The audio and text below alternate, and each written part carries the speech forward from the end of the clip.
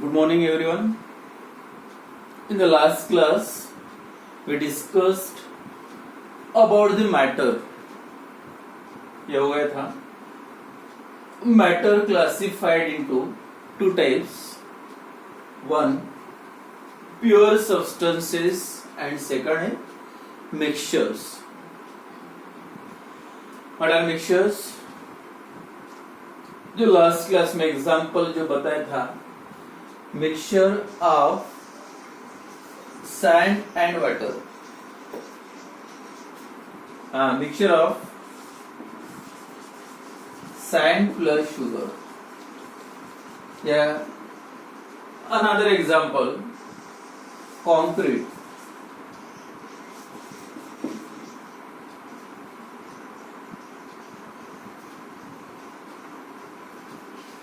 Another example is concrete that formed by mixing cement, water and sand.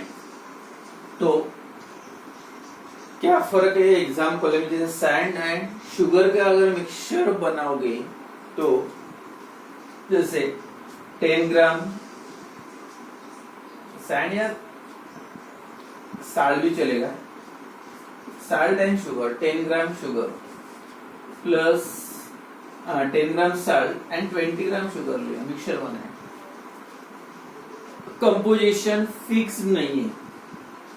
अगर composition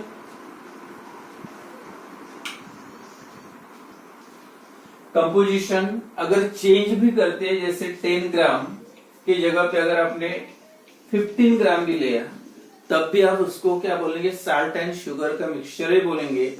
मतलब composition 10 ग्राम 20 ग्राम या 5 ग्राम 10 ग्राम, composition इसमें आप चेंज कर सकते. Second, concrete that form bye sand, water and cement. अब ये तीनों का मिक्सचर थोड़ा सा, तीनों पार्ट को कम ज्यादा करने से भी कोई चेंज नहीं होता. तो इसका मतलब है इसका केमिकल, कोई भी मिक्सचर का सबसे इंपॉर्टेंट है, mixture do not have fixed chemical composition. Mixture का केमिकल कंपोजिशन फिक्स नहीं हो सकता है, या फिक्स भी कर सकते, फिक्स मतलब चेंज भी कर सकते. And second, properties. अगर केमिकल कंपोजिशन चेंज करोगे तो प्रॉपर्टीज चेंज होगी, और प्रॉपर्टीज चेंज होने का मतलब, जैसे साल्ट और शुगर का कंपोजिशन, साल्ट ज्यादा डालोगे तो साल्टी होगा, शुगर ज्यादा डालोगे तो ज्यादा स्वीट होगा.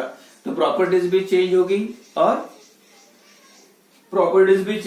Chemical composition. स्पेशलिटी ये है मिक्सचर की, that having no definite composition and no definite properties. तो ये स्पेशलिटी मिक्सचर की. And there are two types of mixture, one homogeneous and second heterogeneous. तो होमोजेनियस और हेट्रोजेनियस का सिंपल एग्जांपल लेता मैं, oil plus homogeneous mixture, water plus alcohol. अगर water में अल्कोहल डाल दोगे एक ग्लास में या एक बीकर में, तो पता भी नहीं चलेगा ये वाटर में अल्कोहल है या नहीं. मतलब पूरा होमोजेनियस है, यूनिफॉर्म है, सिंगल फेज है, अलग अलग आप सेपरेट नहीं कर सकते. एक ही सॉल्यूशन बना, that form by mixing water and alcohol. तो this mixture is called as the homogeneous, the mixture which is uniform throughout and consists of a single phase. जो मिक्सचर यूनिफॉर्म है, अलग अलग नहीं दिख रहा, इसमें से अल्कोहल कौन सा है, वाटर कौन सा है, आपको क्लियर नहीं है. Therefore, this mixture is a uniform throughout and consists of a single phase, एक ही फेज में, and therefore this mixture is called as the homogeneous mixture. ये एक टाइप होता है. एंड सेकंड क्या है, हेटेरोजेनियस मिक्सचर. और हेटेरोजेनियस का मतलब अगर वाटर प्लस अल्कोहल के जगह पे, क्योंकि अल्कोहल वाटर में मिक्स होता है, therefore it form a uniform single phase, but all water when mixed with oil, अगर ऑयल डाल दिया वाटर में तो क्या होगा, यहाँ पे पहले एक ही फेज था, तो आपको यहाँ पे ऑयल की एक लेयर दिखेगी, जैसे ऑयल की लेयर और वाटर की अलग अलग दो लेयर्स मिलेंगे. तो उसका मतलब सिंगल फेज नहीं है, वाटर अलग दिख रहा, ऑयल अलग दिख रहा. मतलब दिस कंप्लीट जो मिक्सचर बना, it is not uniform and consist of two phases. यहाँ पे आपको दो फेजेस दिख रहे हैं. This type of mixture is called as a heterogeneous mixture. Hetero का मतलब होता है डिफरेंट, होमोजेनियस का मतलब सेम। या another example, when sand is added to the water, अगर वाटर H2O यहाँ पे वाटर है और वाटर में सैंड ऐड कर दिया तो क्या होगा, पूरे सैंड के पार्टिकल बॉटम में कलेक्ट हो गए। ये सॉलिड का फेज अलग दिखेगा और वाटर का अलग दिखेगा। This also example of heterogeneous mixture. So mixtures are classified into two types, homogeneous and heterogeneous. The mixture which is uniform throughout and consists of a single phase, and heterogeneous mixture, the mixture which is not uniform throughout and consists of more than one phases is called as heterogeneous mixture. तो general examples याद रखो, homogeneous कौन सा है, heterogeneous एक ही uniform है, एक ही phase है तो होमोजेनियस, और एक से ज्यादा फेजेस फॉर्म होते हैं तो उसको आप बोल सकते हैं हेटेरोजेनियस। तो ये मिक्सचर था। एंड देन और दूसरी प्रॉपर्टी जो मिक्सचर के, नो डेफिनेट कंपोजिशन और नो डेफिनेट प्रॉपर्टीज भी अलग हो सकते हैं।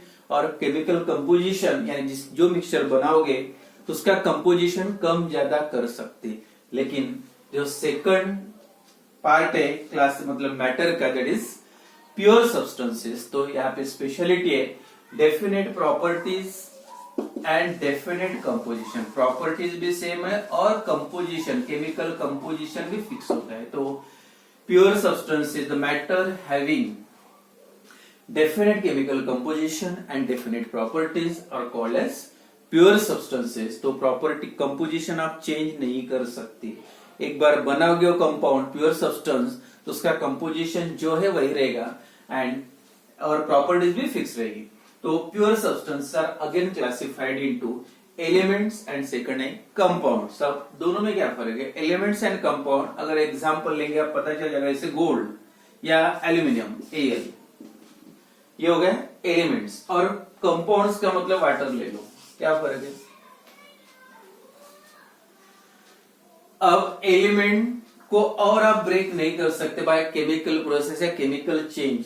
ऑर्डिनरी केमिकल चेंज का यूज करके आप एल्यूमिनियम का फिर से दूसरा पार्ट में कन्वर्ट नहीं कर सकते, लेकिन अगर आप वाटर का इलेक्ट्रोलिसिस करोगे, इलेक्ट्रिक करंट पास करोगे, तो this water can be separated, मतलब water is break down into H2NO2, मतलब वाटर को आप ब्रेक कर सकते, मतलब that can be broken down into simpler substances by ordinary chemical change but not physical. Only chemical change से अगर कोई भी सब्सटेंस को, प्योर सब्सटेंस को आप अगर ब्रेक करते हैं तो that is called as the compound.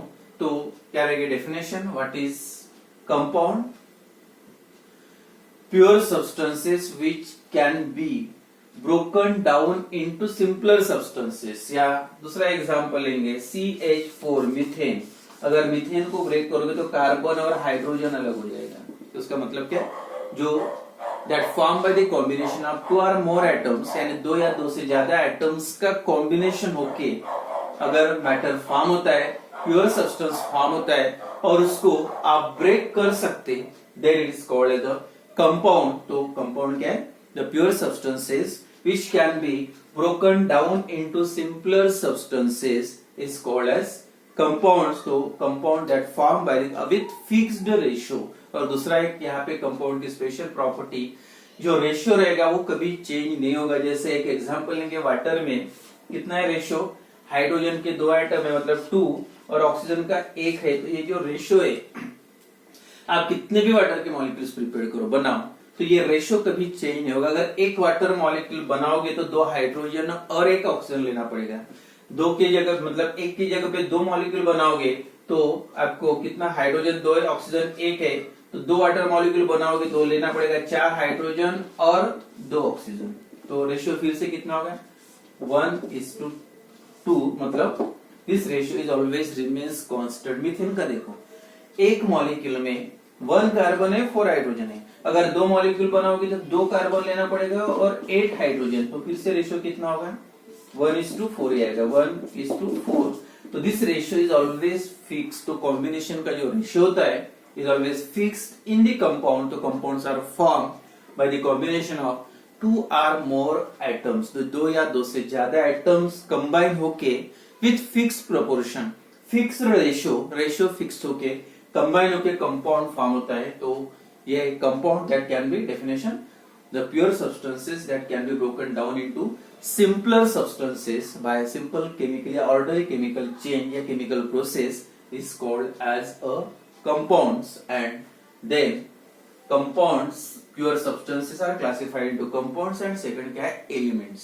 अब फिर से यहाँ पे elements का classification क्या रहेगा जो आपने पढ़ा भी होगा. Elements is also example of pure substances, बस difference इतना है, pure substances that can be broken down into simpler substances, that is compound. अब यहाँ पे जो example बताया था एल्यूमिनियम का फिर से ब्रेक नहीं कर सकते, एल्यूमिनियम की दो पार्ट नहीं कर सकते, तो इसका मतलब that cannot be broken. अगर एल्यूमिनियम को ब्रेक करोगे तो एल्यूमिनियम नहीं रहेगा. तो pure substances which cannot be further broken down into simpler substances by ordinary chemical change, कोई भी chemical process का यूज करके अगर प्योर सब्सटेंस को ब्रेक नहीं कर सकते सिंपलर सब्सटेंसेस में उसका conversion, then it is called as the elements. तो क्या फर्क है दोनों में, उसको ब्रेक करके सिंपलर फॉर्म में कन्वर्ट कर सकते, इसको ब्रेक नहीं कर सकते. तो ये मेन जो डिफरेंस है कंपाउंड्स एंड एलिमेंट. एलिमेंट के सभी एटम एक ही होते हैं, all the elements are form by the combination of atoms, लेकिन compounds are form by the combination of two or more different atoms. अलग अलग एटम्स का कॉम्बिनेशन होकर कंपाउंड बनता है, बट एलिमेंट सिंगल होते हैं. सभी इसमें जो एटम्स इन्वॉल्व है सभी सेम होते हैं, जैसे एल्यूमिनियम, मैग्नीशियम, कॉपर, ये सभी example. And again that elements are classified into, elements का फिर से क्लासिफिकेशन है. तो क्या डिफरेंस है दोनों में, या डेफिनेशन क्या, what is element? Pure substances which cannot be further broken down into simpler substances by a ordinary chemical change या ordinary chemical process is called as the elements. And the compounds, the pure substances which can be broken down into simpler substances by ordinary chemical change. बस chemical change का use करके आप कर सकते, लेकिन physical process से chemical compounds को break नहीं कर सकते. And then last classification है elements are again classified into three types, जो ऑलरेडी आपने पढ़ा है. metals, second non metals and metalloids, yeah, that metalloids are also called as semi metals.